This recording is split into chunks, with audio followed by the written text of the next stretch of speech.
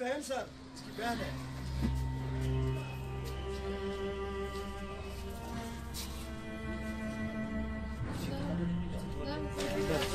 गलत बात।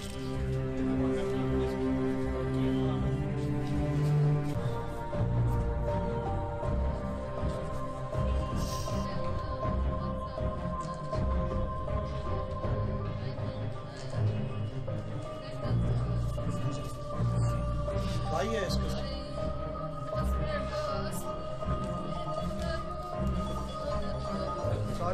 कारी फरीदुद्दीन साहब।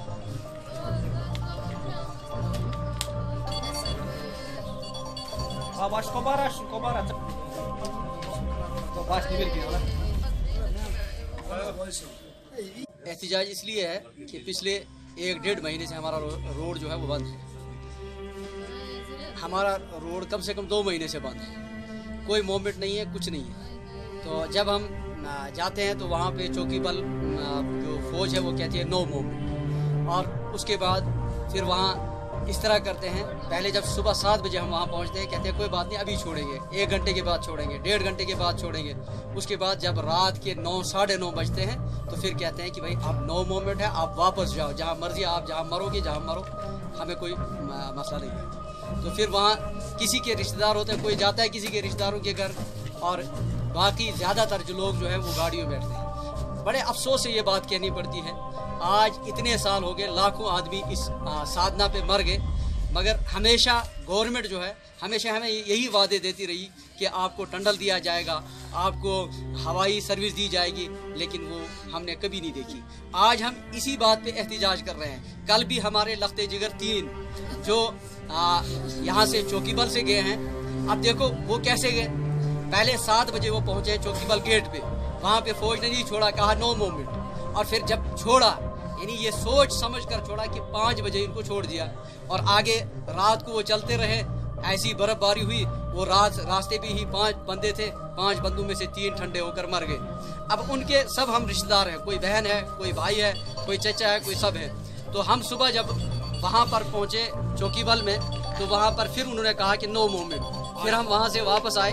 इस वक्त हम डीसी ऑफिस में हैं। डीसी साहब के सामने हमने एहतिजाज किया कि खुदारा हमारा मसला सुन लीजिए, हमें इतना कर दीजिए कि हम अपने जो हमारे भाई बंदे जो हैं उनकी तहजीज़ व तकफीन में हम पहुँच जाएं, और खुसूसन इस वक्त भी उनकी लाशें बर्फ़ के नीचे पड़ी हैं, कम से कम हम उनको देखना चाहते हैं। अब यहाँ पर आपके मसले में लगे, लेकिन एसी साहब के पास जब गए तो उन्होंने कहा कि जहाज़ मिलेगा आपको, कल मिलेगा। हमने कहा अगर कल जहाज़ मिलेगा फिर हमें कोई ज़रूरत नहीं है, हम 5 दिन के बाद भी जाएंगे, क्योंकि मजबूरी इस वक्त है, क्योंकि हम उनके बहन हैं, यहाँ पे उनकी बहनें भी हैं, भाई भी है, सब पूरा परिवार यहाँ है। अगर हम जनाजे पर ना पहुँचे फिर क्या फ़ायदा है हमारा। तो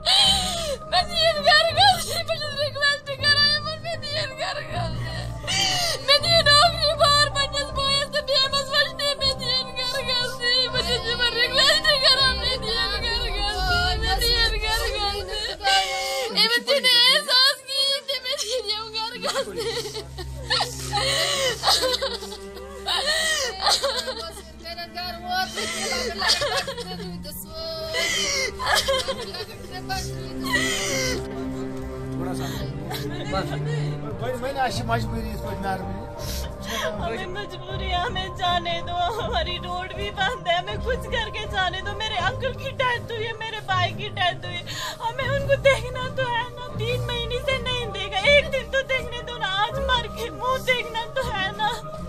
हम क्या करें, हम कहाँ जाए, किस खुदा से मांगे, हम कहाँ जाए, हम किस अल्लाह से मांगे। अल्लाह को भी तरस नहीं आता, ऊपर से गवर्नमेंट भी सोई है, किसी को तरस नहीं आ रहा। हम गरीबों में, हमें भी जस्टिस चाहिए ना, कुछ तो दो ना हमें। इस टाइम हमें मजबूरी, हमारी मजबूरी तो समझो ना। इस वक्त 2 महीने से बंद हो गई है, तो हमें इस वक्त ये रास्ते में 3 जनाजे हुए। हमें इस वक्त घर जाने की बहुत इमरजेंसी है। हमारे लिए कोई ना हेलीकॉप्टर है, ना कुछ रास्ते का बंदोबस्त है।